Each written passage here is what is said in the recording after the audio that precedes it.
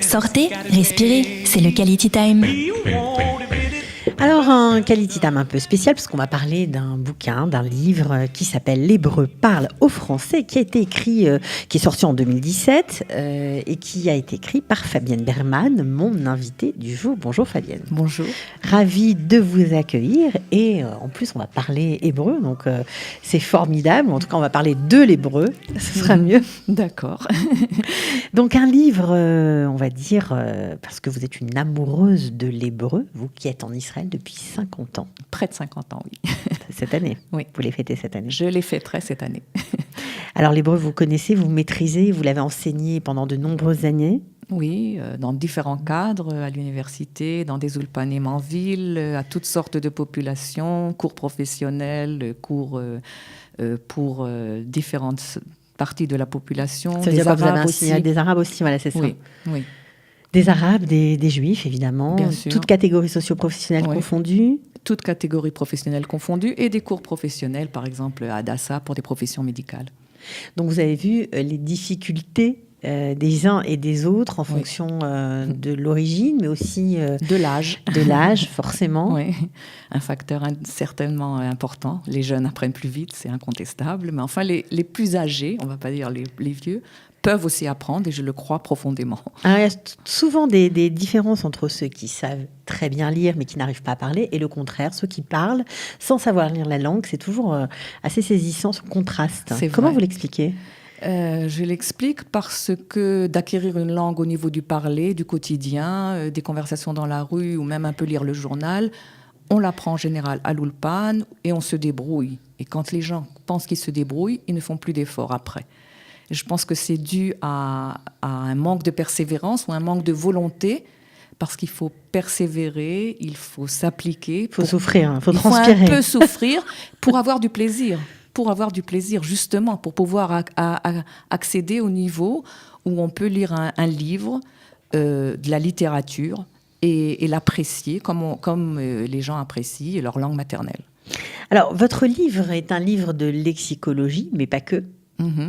Il y a énormément de choses, c'est divisé en plusieurs chapitres qui vraiment rentrent dans la spécificité de la langue hébraïque. Oui, alors le livre, il est divisé en plusieurs parties.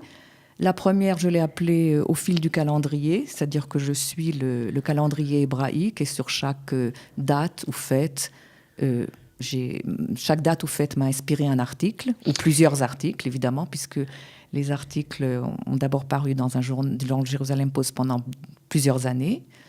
La deuxième partie, c'est linguistique, et là, je m'attarde sur des points spécifiques à l'hébreu, sur la logique de l'hébreu, sur l'évolution de l'hébreu, etc. Après, j'ai un chapitre sur le corps humain, où je prends des termes du corps humain, et comme l'œil, le visage ou le cœur ou n'importe quoi. Et là-dessus, je montre toutes les expressions ou évolutions des mots à partir de ces mots-là. Et la dernière partie, je l'ai appelée pot pourri, où j'ai tout le reste. Vous avez tout le reste. Alors, c'est un livre qui est fait pour les néophytes. Si on n'a pas du tout de notion, est-ce qu'on peut lire votre livre, ou est-ce qu'il faut un certain niveau, ou est-ce que même ceux qui sont là depuis très longtemps, comme vous, et qui maîtrisent complètement la langue, vont quand même y trouver leur compte ? Oui, je pense que oui. Je pense que la réponse est oui pour toutes les catégories de population. Pour les néophytes, parce que chaque chose est d'abord transcrite en lettres latines, donc même ceux qui ne savent pas lire l'hébreu correctement peuvent lire les mots tels qu'ils sont. Toutes les expressions ou mots sont traduits tout de suite et expliqués dans leurs différentes évolutions. Ce mot avait tel sens à l'origine dans la Bible, et maintenant il a ce sens-là. Mais je pense, donc ce serait aussi pour les néophytes qui s'intéressent à l'hébreu, évidemment. Oui, bien sûr, il faut quand même avoir un petit intérêt. Sinon ça n'a aucun intérêt. Bon, ce qui est sympa, c'est des articles courts, on peut les lire indépendamment des uns des autres. Oui, tout à fait. Mais j'ajoute, pour répondre à votre question, que ceux qui, en fait, ils s'adressent même plus à ceux qui sont qui ont déjà un niveau d'hébreu, quel qu'il soit, même un très bon niveau d'hébreu, parce qu'ils apprendront encore beaucoup de choses et il y a beaucoup de perles. Et comme les articles sont courts, On peut le lire, on peut en lire un, on peut en lire deux, on peut en lire ce qu'on veut. Ils sont indépendants des uns des autres. Alors, vous qui avez beaucoup travaillé sur la langue hébraïque, quelle est la différence entre l'hébreu et les langues européennes, notamment le français? Évidemment, tout. À commencer par l'écriture, évidemment. Mais je vais vous donner un exemple la construction de la langue est totalement différente. Les champs sémantiques auxquels se réfèrent les mots d'une même famille sont complètement différents. Et ça, c'est très important justement pour comprendre. Je donne un exemple qui est très connu. Par exemple, Rechem, la matrice, vient du même mot que Rachamim, vient de la même racine que Rachamim, la miséricorde. Bon, on peut expliquer ça de différentes façons. Nos sages l'ont fait, d'autres l'ont fait. Des linguistes l'ont fait, etc. Donc, les mots, c'est intéressant de comprendre, et quelqu'un qui connaît l'hébreu, et en fait, ce livre s'adresse surtout peut-être à quelqu'un qui connaît l'hébreu à un niveau quelconque, eh bien, automatiquement, il y a ce champ sémantique qui existe dans sa tête. Donc, c'est découvrir une autre logique, en fait. C'est découvrir une autre logique, voilà. La logique des mots, ce qui n'a pas forcément lieu en français. La logique, l'hébreu est une langue, en fait, très simple à apprendre si on connaît les règles et si on en connaît l'essence et la logique interne.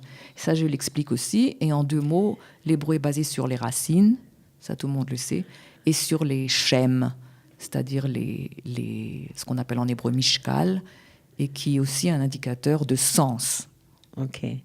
Alors, vous avez beaucoup été aussi à l'Académie de la langue hébraïque. Alors, juste un mot pour expliquer à nos auditeurs que oui, évidemment, il existe, comme dans de nombreux pays, comme une France, académie, oui. bien sûr, de la langue, évidemment.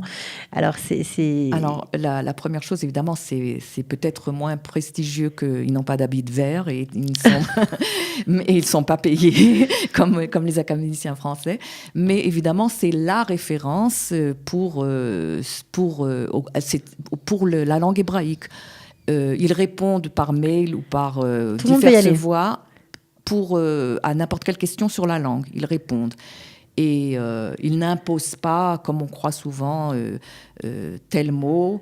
Et il y a des nouveaux mots qui se créent, qui après ne sont pas employés et qui tombent en désuétude, et d'autres qui marchent, quoi. Mais ça, c'est de façon empirique, on le voit, quoi. Donc c'est l'ancêtre du Vad Halashon. Non, c'est la continuation. Oui, du enfin bon, plutôt, ouais. Je voulais dire exactement le contraire, c'est pas grave. C'est le Vad Halashon qui était à l'origine. Le Vad Halashon de Ben Yehuda, c'est, si vous voulez, la continuation, oui.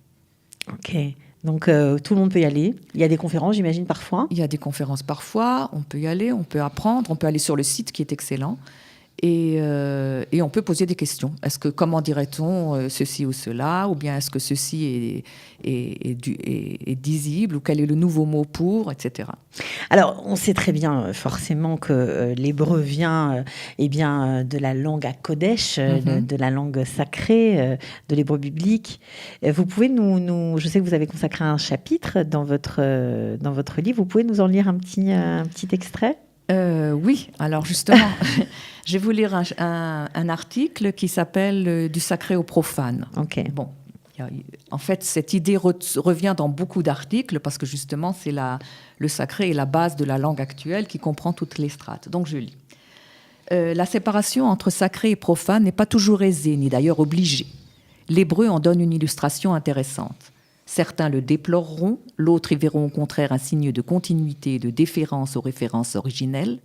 Le fait est que sa renaissance entraîna aussi une laïcisation de termes qui, à l'origine, se rapportaient exclusivement au monde du sacré.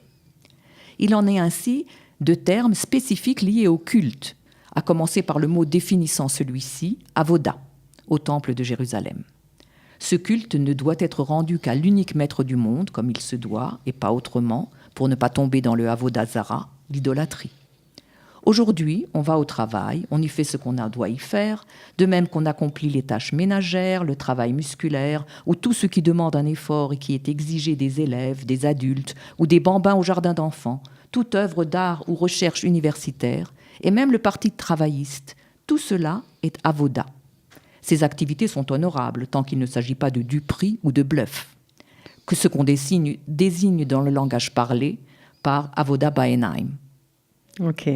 Donc, on voit là que c'est vous dressez tout un champ tout un champ de la langue différent, que ce soit dans le langage parlé, que ce soit de nos textes. En fait, vous vous inspirez de tout ce qui constitue aujourd'hui la langue hébraïque. C'est pas moi, c'est la langue. Oui, bien sûr, bien sûr.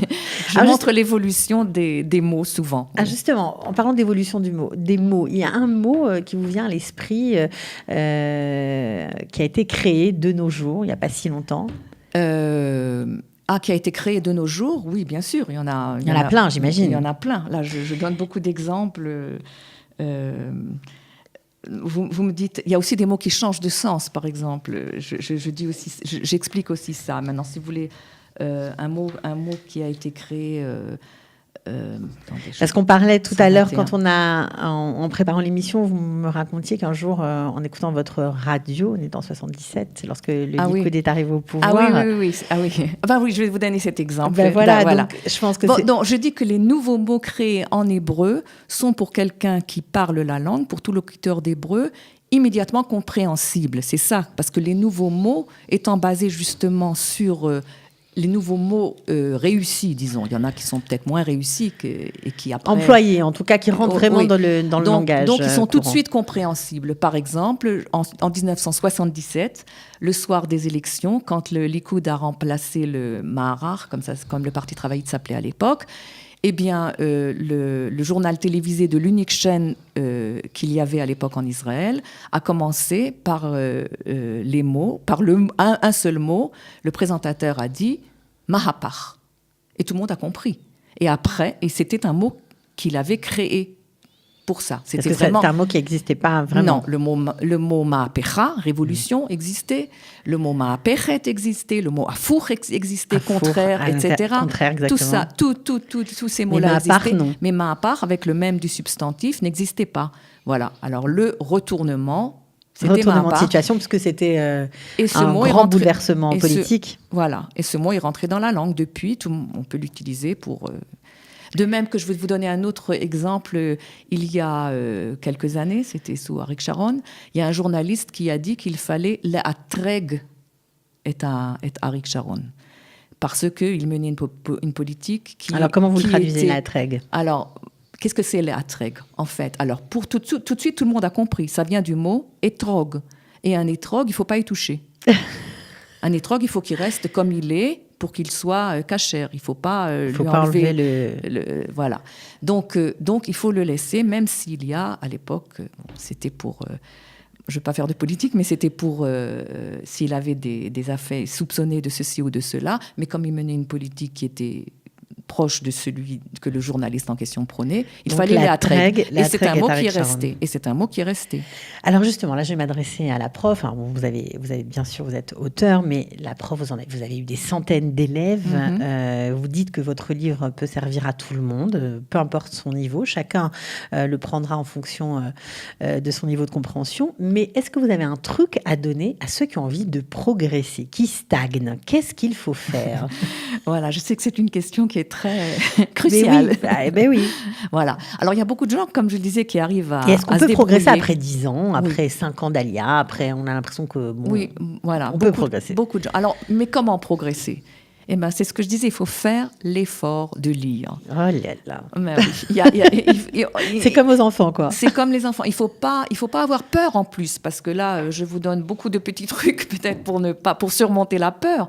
Mais il faut supprimer cette peur ou ce recul qu'on a par rapport à une page en caractère hébraïque et lire tant le journal pour le niveau utilitaire que de la littérature pour le plaisir, pour pouvoir arriver... Pour ceux qui sont déjà peut-être plus avancés. Mais il y a des livres qui sont en hébreu facile, qui sont des livres modernes, lisibles. Donc au début, on ne comprend rien, on met beaucoup de temps, c'est ça à lire. Je pense que beaucoup de gens se rebuffent parce que ça prend du temps, alors qu'en français, ils lisent très vite. C'est ça. Et c'est ça qu'ils ne font pas, cet effort. C'est de consacrer du temps. Voilà. Alors, ils préfèrent lire le livre en traduction ou lire autre chose. Mais c'est comme ça qu'on apprend. Il n'y a pas d'autre système. On ne peut pas Il n'y a y pas couper. de système magique. C'est-à-dire qu'on peut arriver à un certain niveau, mais si on snague dès qu'on voit qu'on ne possède pas vraiment la langue, il faut lire tous les jours. Bon, alors, c'était un très joli rendez-vous avec l'hébreu. Voilà, pour l'amour de l'hébreu, on pourrait appeler ça comme ça. Le livre s'appelle L'hébreu parle au français. Il a été créé par Fabienne Bergman, notre invitée du jour. Merci beaucoup. Voilà, vous nous avez donné envie de découvrir votre ouvrage. En tout cas, j'espère que c'est ce qu'on a fait pour ceux qui nous écoutent. Merci beaucoup, à bientôt. À bientôt, au revoir. Au revoir. Sortez, respirez, c'est le Quality Time.